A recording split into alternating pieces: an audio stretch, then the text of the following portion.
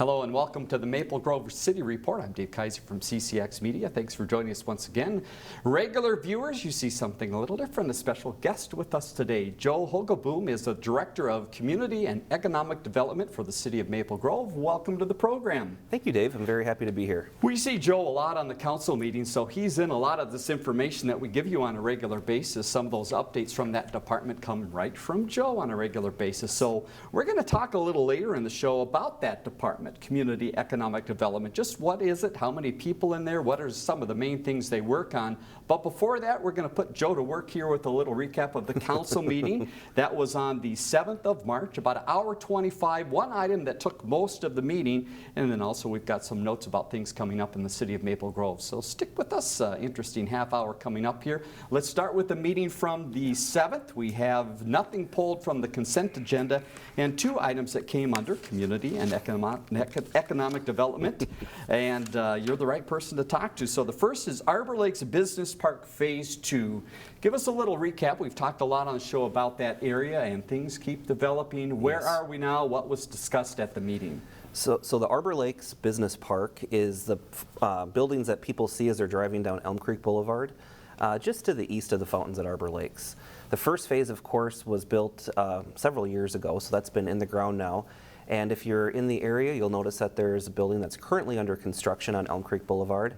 That was approved last year by the City Council and the Planning Commission. The council on Monday night approved the final building of the second phase, so kind of the final part of that phase 2, which will be directly south of the building that's under construction now. So construction on that building is expected to start later this spring. And again, already discussion about more activity in that area. Yes. Tell us again about that. Yes, there is a phase 3 that was approved in concept not too long ago by the City Council. So that's further south yet. Right off the freeway, will be visible right off I-94. Adjacent to the Lowe's and the fountains at Arbor Lakes. Very good. We'll have more about that as the process moves along. Next Yes. item was 7479 Fernbrook Lane. This was a variance that was discussed. Yes. Has many parts to it. So tell us again about the process of variances. Why do they occur? Why are they brought to the council and also to the Planning Commission? So tell us about the process of this particular item.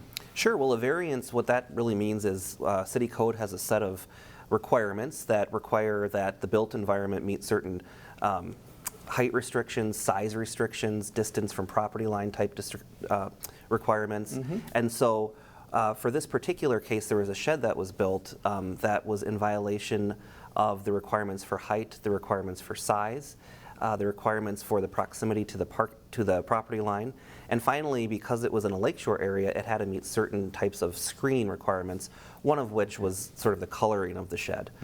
And so after a very robust discussion of the City Council, several neighbors speaking, the applicant, the homeowner speaking, it was ultimately decided upon to deny the requests for height, size, and proximity to the property line, but to approve the coloring of the shed, which was the same color as the home that it was next to. Very good. All right. So long discussion. Again, a lot of neighbors talking about that item at the meeting on the 7th. Yes. Let's move ahead to some of the staff reports. And you were first to give some items that are coming up in the Planning Commission and other parts of Community and Economic Development. First, coming up on March 14th, a busy date for you. What's going on that date? It will be a busy day, yes. That's this Monday coming up. We are doing a work session with the Planning Commission. The Planning Commission had requested a little bit of additional information about rental housing. In particular, what are the trends? What are some of the things we're seeing in terms of increase in rental housing in the community? How does the city's licensing procedures work? How are they inspected? Things like that. So we're going to go over some of that information with the Planning Commission at 6 o'clock. At 7 o'clock, there will be a regular meeting of the Planning Commission where we will be considering a rental townhome project. So it'll be very fitting that we've had that conversation right before.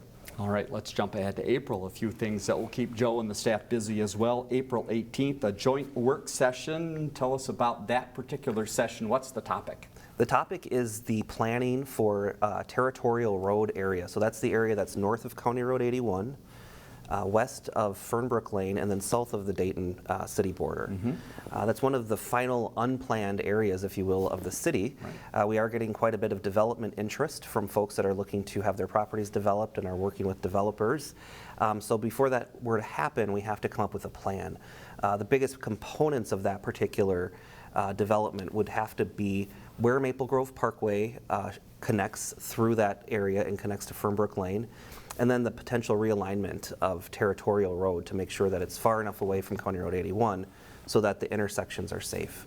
So those are things that we're looking at. On April 18th, we're going to have a work session where some of the planning items are presented to the City Council, the Park and Recreation Board, as well as the Planning Commission. So we're looking forward to that. Let's move ahead 10 days later on April 28th, the great event that is on for the community, and I understand again an online version. Tell us about this event and your involvement and passion for this. Yes, it is the Community Forum on Race, which is a collaborative effort with the cities of Maple Grove, Brooklyn Park, and the Osseo School District, among other partners in the area, North Hennepin Community College, and other partners. This is an event that's really meant to bring the community together and really explore some of the issues that are being talked about right now regarding race and everything sort of related to that. So we typically have a keynote speaker, and then we'll break out into small groups and have folks kind of work with 5 to 10 people and kind of have some intimate conversations. Unfortunately, because of the pandemic, this event has been online for the past 2 years. Right. We are planning to do it online again this year. We don't necessarily want to go that route, but did feel that with at least the surge that was happening when we started planning for it, it was probably the best way to go. Understand. All right. And information on the city's website about that event? Correct. Yep. City's website. Go to our website. It's a free event. It's open to the public. Fantastic. Even though it's online, many people, we have room for everybody to participate. Excellent. MapleGroveMN.gov, the website to find out more information. And as you always like to mention in the meetings, lots of business activity. We've got a ribbon cutting coming up. Tell us about what's happening on the 17th. Yes. Restore Hyper Wellness is a new, I don't want to say store, but it's a new entity at the shops at Arbor Lakes. Okay. To me, it functions almost as a medical type spa where you can go in and have various types of health and wellness services performed. It's a national chain, and so they are having their their ribbon cutting, excuse me, coming up. So we're looking forward to that and welcoming them to the city of Maple Grove. All right, stop by if you can and welcome another new business to the area. Yes. Other items that were updated in the meeting on the 7th, Public Works and Engineering, a couple updates on some grant work that is going on related to some roadways. Tell us a little bit about the first related to 610. Yes, well, we are still shy of the total amount necessary to complete the Highway 610 project, extending Highway 610 from where it currently terminates at I-94 further to the west. And so working still with the state to obtain additional funding for that particular project. In addition to that, we're also looking to obtain funding to move forward with planning for the intersection reconfiguration, improvements to Elm Creek Boulevard, Brooklyn Boulevard, and Highway 169. So we're excited about that as well. I'm sure a lot of people will be happy to hear that progress along. And a look at the state, some things happening at the state level that the city is interested. Give us the list of things that the city is participating in and watching very closely. Well, the city of Maple Grove does have legislative items that we keep track of and kind of follow, and so there's a number of those broadly. One of the things that we're looking at now in my department is just a bill that's out there right now that relates to housing and relates to cities' basic ability to regulate zoning and housing and that sort of thing. So that's what I've been most strongly involved in, but I know that others in the city have been involved in some initiatives to seek funding for these other projects. So. Right. Funding for 610, also looking at some funding, potentially sales tax exemption request for the North Metro training area and some of that construction that will go on. Yes. And the community center as well, obviously something that there is a bond request for, and we've talked about that many times.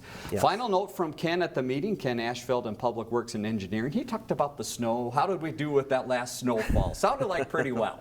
I think we did pretty well, and we were lucky to have it later in the season where things melt pretty quickly. It was somewhat of a challenge for our crews just because we had that layer of rain which turned to ice, followed by snow, but the roads right now in Maple Grove are bone dry, and I hope they stay that way. That's good to hear. All right, the snow is melting. I saw 50s, I think, in the forecast, so I think we're on our way. Yes. One final note from the meeting on the 7th, there was a resident that spoke at the end, wanted to be at the open forum, but they let him speak at the end. What was that topic? there was a resident that came in, and on his street there's going to be a improvement project coming up this summer. And so he received a letter for that improvement project. He was coming in to talk about, kind of how that worked if he were to question, the amount and those types of things. There are going to be hearings that will be held for those improvement projects later in the spring. So he was referred to come to one of those hearings and bring his concerns there. There's also the possibility that he might qualify for a senior deferral program. And so our staff is going to work with him to make sure that he has the information he needs for that. And as always, information about that and other things on the city's website, maplegrovemn.gov. We'll give you that again as we go through the program. So that's it from the meeting on the 7th. Joe, fantastic job. That was a hard part. Now we get to some of the fun stuff here. Let's talk a little bit more about some of the things happening in the city. And the first is the renaming of Dunkirk and Lawndale to Maple Grove Parkway. Yes. How is it going? It's done. Well, that's great. We have finished. Just this week, we put the final touches on the intersection signage. So we had started our communication blitz to the public about this late 2021, but of course, things.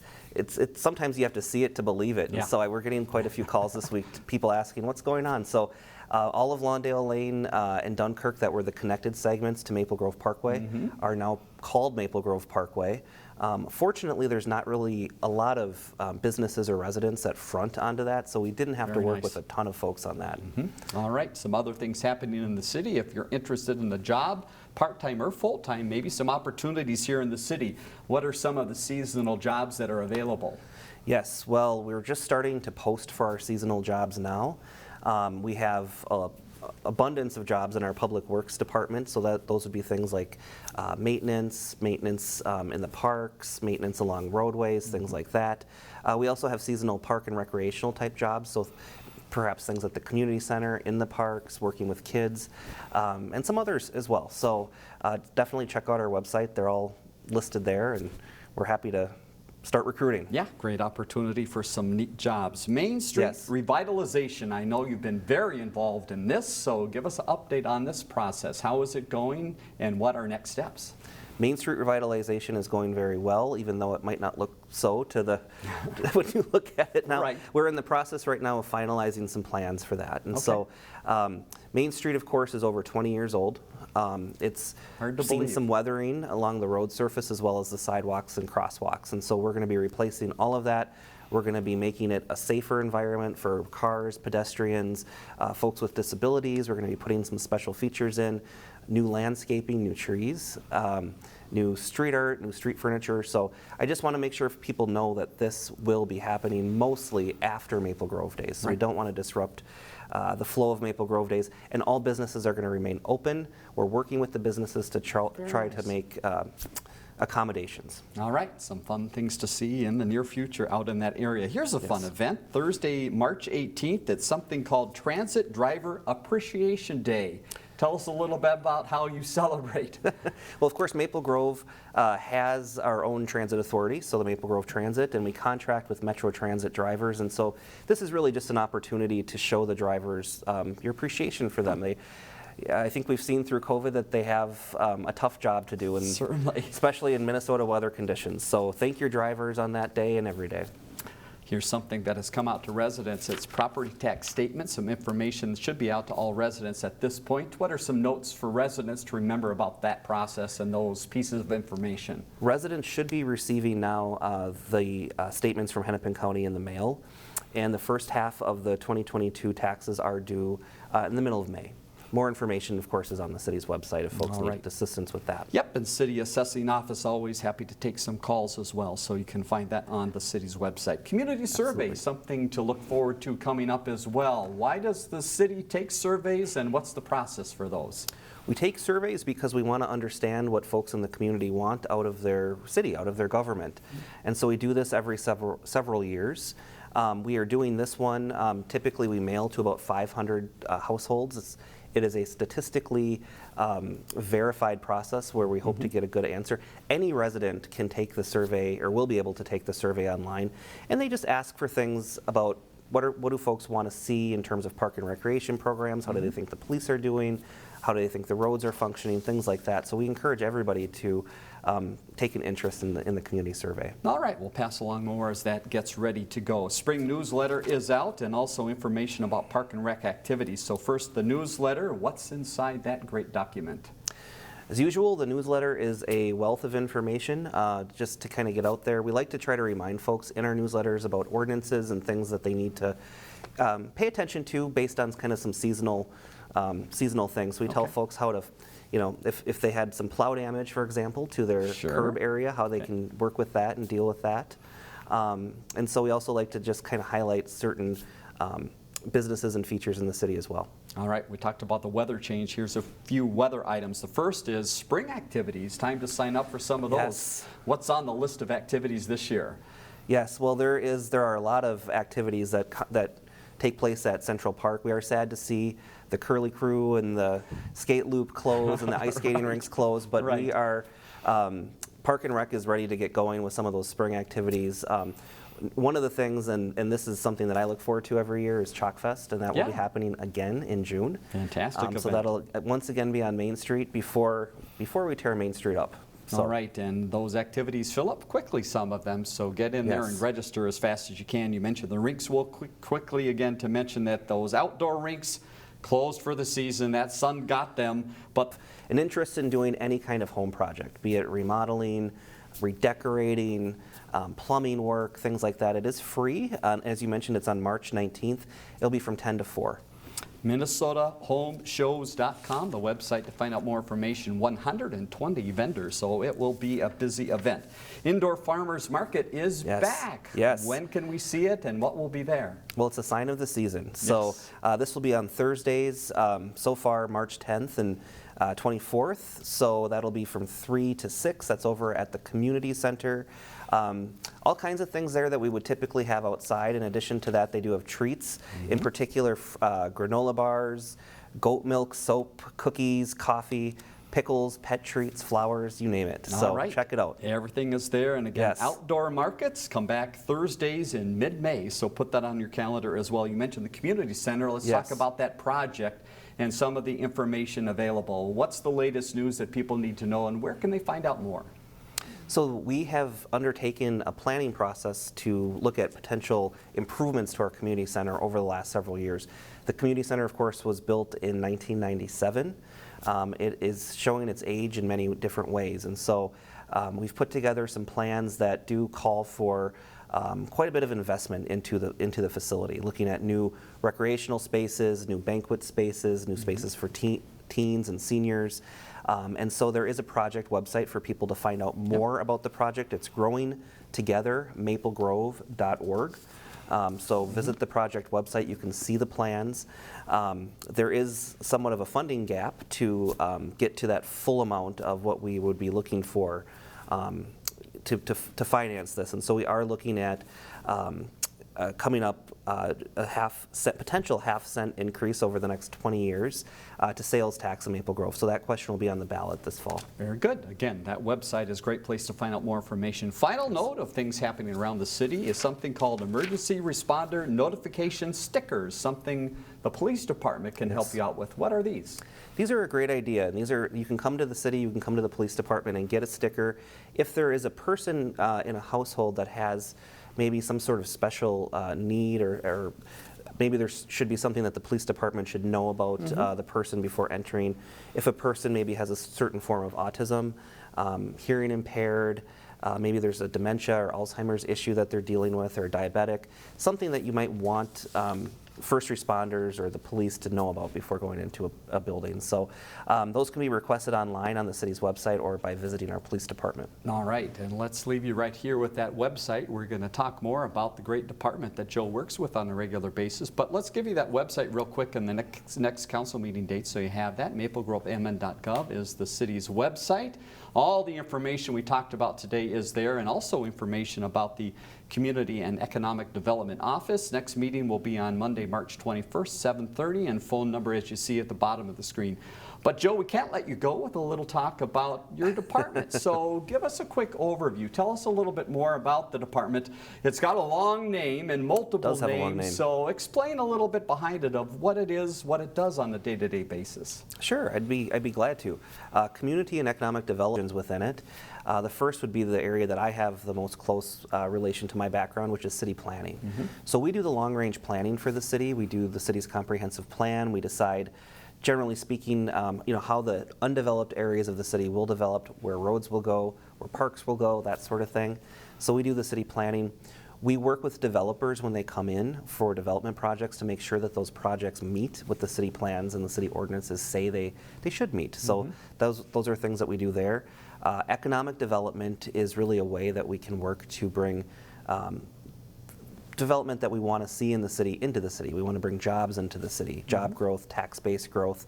And so we work with different agencies, mostly with the state, to try to figure out different tools that we can use to try to encourage those types of development projects.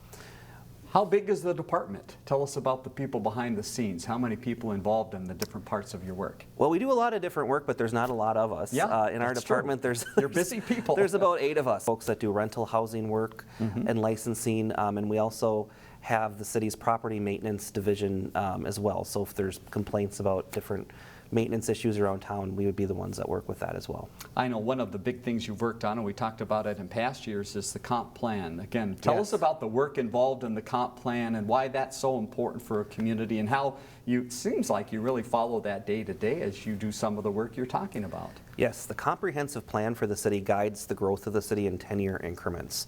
It's a required document by the state. We have the Met Council as our overseer of that document. So they ensure that each city's comprehensive plan are in harmony with the general plans for the metropolitan area. And so our comprehensive plan really guides development in our undeveloped portions of the city. So the northwestern part of the city, the gravel mining area. And so we look at the comp plan. Anytime we get a development that comes in, say a new housing development, we have to take the comp plan out and make sure that that development meets what we're trying to plan for. If it doesn't, and things sometimes do change, it is a process. We'd have to go before our city council to have a change made. That then has to be brought to the Metropolitan Council to have a change made. So the comp plan, as it's referred to, really guides all growth and development in the city. You have so much information that is going on a regular basis. What's the best way for residents to stay in touch? My guess would be the website, and you've got some neat tools there. Tell us about those. Yes, the city recently redid our website to make it a lot more user-friendly. It's go on a computer, go on your smartphone or tablet.